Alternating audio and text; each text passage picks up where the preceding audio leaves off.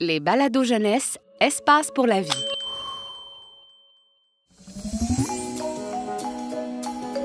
Vous écoutez Radio Plante, la radio par et pour les plantes.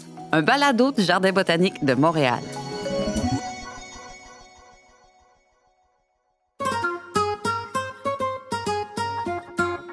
Bonjour tout le monde, je suis Renée Pinette. C'est l'heure de À votre écoute, l'émission de Radio Plante qui donne la parole aux végétaux qui nous écoutent.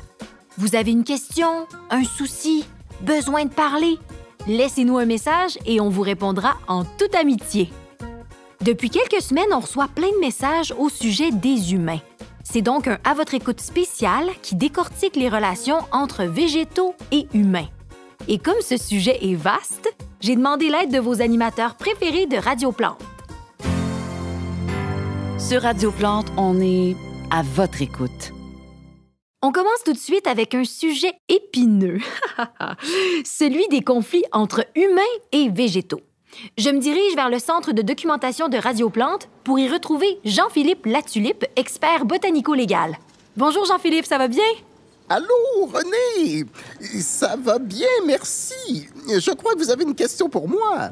Oui, elle nous vient de Sumac, une herbe à puce qui nous téléphone de Sherbrooke. On l'écoute tout de suite. Bonjour, salut, je suis avec mon voisin, Samy Lortie. Moi, je m'appelle Sumac, je suis une herbe à puce.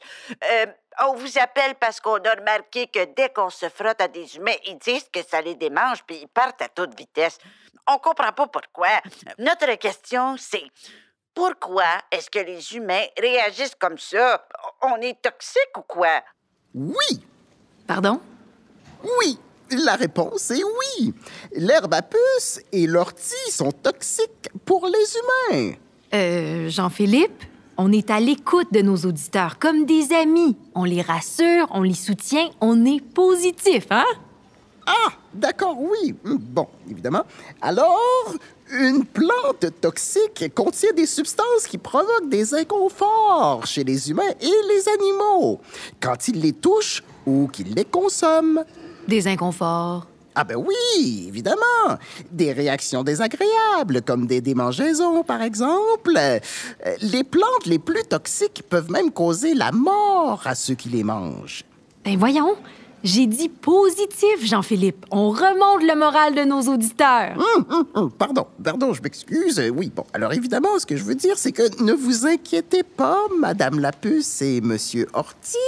La toxicité, c'est un désagrément pour les humains, mais c'est utile pour les plantes, hein, n'est-ce pas? Ça vous protège des animaux qui veulent vous manger ou des humains qui essaient de vous cueillir. C'est un système de défense, en somme. Voilà, merci Jean-Philippe. Alors, comment se défendent-elles? Ah, eh bien, la sève de l'herbe à puce contient une substance qui cause des démangeaisons aux humains et les orties, elles sont couvertes de petits poils blancs. Sur leurs feuilles, on dirait que c'est tout doux. Oh! Mais en fait, ce sont des mini-seringues acérées prêtes à délivrer un cocktail de poison à qui les touchera. Quoi? Du poison? Ah, j'exagère. En fait, évidemment, les poils des orties contiennent des substances qui irritent la peau des humains. Mais comme je l'ai dit, c'est pour se protéger des dangers. Les humains ont tout intérêt à savoir reconnaître ces plantes-là pour éviter de les toucher. Et n'oublions pas qu'on ne peut pas plaire à tout le monde. Et si ça peut rassurer nos auditeurs, les humains apprécient quand même les orties. Ils en font des soupes et des tisanes, par exemple. Allez, tout est bien qui finit bien. Merci, Jean-Philippe. Oh, c'était un plaisir, évidemment. Sur Radio Plante, on est à votre écoute. Pendant que je retourne en studio, on écoute le prochain message laissé sur notre boîte vocale. Allô, René? Mon nom est Suzy Pissenlit. Mes sœurs puis moi, on a vraiment des problèmes avec les humains. Ils disent qu'on est de la mauvaise herbe, qu'on gâche leur pelouse. Ils nous arrachent et ils veulent se débarrasser de nous. Moi, ce que j'aimerais savoir, c'est est-ce qu'on est vraiment des mauvaises herbes? Je suis sûre que vous êtes nombreux à vous identifier au message de Suzy et à avoir entendu l'expression « mauvaise herbe ». Ce qu'il faut comprendre, c'est que les mauvaises herbes, c'est un concept humain. Les végétaux ne sont ni bons ni mauvais. Ils s'installent là où leurs graines peuvent pousser. En fait, les humains appellent mauvaises herbes les plantes qu'ils trouvent à des endroits où ils ne veulent pas qu'elles poussent, comme dans un potager ou dans une pelouse. Certains humains croient que les pissenlits sont les ennemis de leur pelouse verte toute proprette. Ils n'en veulent pas à cet endroit. Ils les enlèvent parce qu'ils veulent une pelouse uniforme. Mais moi, je trouve ça plate. Mais Suzy, sache que les pissenlits comme toi sont des plantes formidables. Les humains l'oublient parfois, mais les pissenlits sont parmi les premiers à fleurir. Ils annoncent l'arrivée du printemps avec leurs beaux jaunes éclatants. Et aussi, les pissenlits offrent aux abeilles de si belles récoltes de nectar, un délice.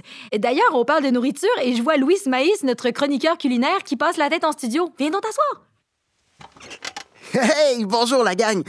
Je vous écoutais et je voudrais ajouter que les pissenlits nourrissent les abeilles, mais aussi d'autres animaux, comme les humains.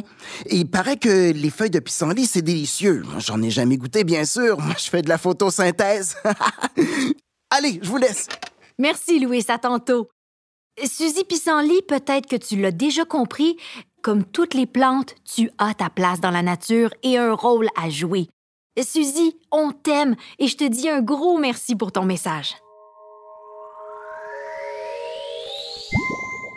Avant de passer à la suite, on écoute un court message de nos commanditaires. Vous êtes tanné de ces pucerons qui collent à vos tiges et siphonnent votre sève? Faites appel à la brigade d'Annabelle Coccinelle, dresseuse de pucerons depuis des générations.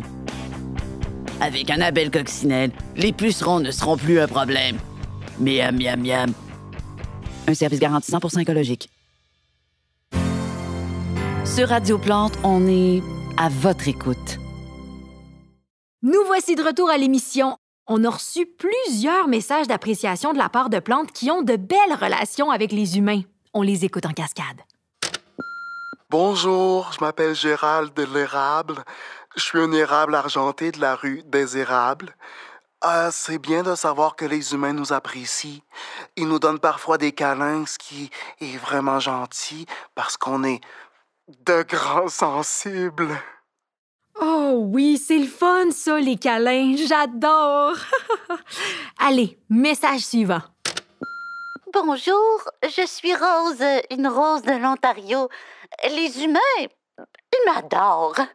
Ils trouvent que je suis magnifique et que je sens délicieusement bon. Ils m'appellent la reine des fleurs. J'ai l'impression d'être une vedette. Merci, les humains. C'est donc bien le fun, ce message-là. Merci, Rose. Les humains sont très sensibles au parfum des fleurs et c'est aussi leur délicieuse odeur qui attire les insectes pollinisateurs. On écoute un autre message. Allô? Ici Gus Cactus. Je voulais remercier les humains parce qu'en fait, je me trouvais moche. Pas beau. Mais ça a l'air que les humains adorent les cactus dans leur maison. Ils sont toujours surpris quand je fais des fleurs. En tout cas, je suis maintenant sur une étagère avec toute une gang de plantes grasses. Et j'ai du fun en masse.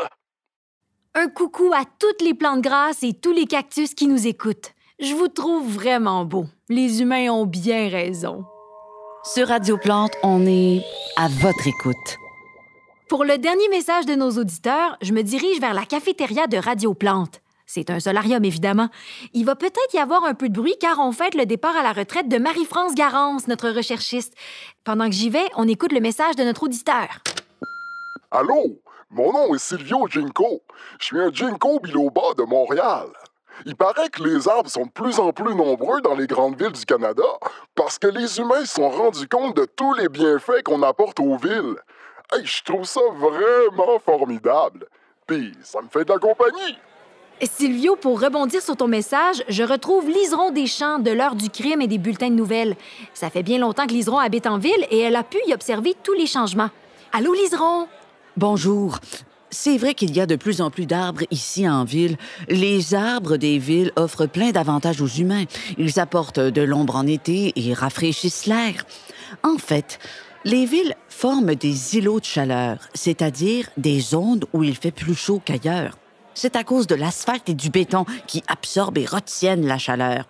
Avec plus d'arbres dans les rues et dans les parcs des villes, la température devient beaucoup plus agréable pour tout le monde. Et n'oublions pas que les arbres en ville offrent des abris à plusieurs espèces animales, comme les écureuils, les oiseaux, les ratons et les insectes aussi. Oui, et en plus des abris et des perchoirs, les arbres des villes nourrissent plein d'espèces différentes avec leurs fruits, leurs graines et leurs feuillages. Et les humains peuvent se reposer à l'ombre. Tout le monde y gagne finalement. Merci, Liseron. Merci à vous. Notre émission touche déjà à sa fin. En guise de conclusion, je voulais... C'est quoi ces bruits-là? Hey, René! T'entends? Oui. Quelqu'un a ouvert les fenêtres et avec le courant d'air, tout le monde s'est mis à remuer les feuilles. C'est le gros party de danse. Tu nous rejoins? Oh oui, je veux danser moi aussi. Je finis mon émission puis je vous rejoins. Et vous, à la maison, quand la vie vous cause des soucis, faites-vous du bien. Écoutez le vent dans les feuilles et laissez-vous danser dans le vent. Bonne humeur garantie. Merci à toutes les plantes qui nous ont appelés. C'était À votre écoute sur Radio Plante, la radio des plantes. Je suis René Pinette. Ciao!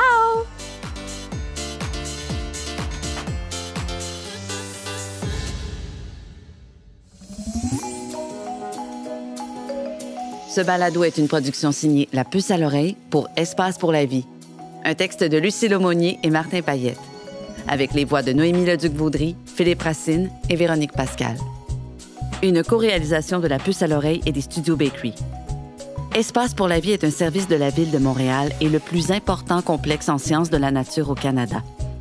Pour retrouver tous nos balados, rendez-vous sur espacepourlavie.ca.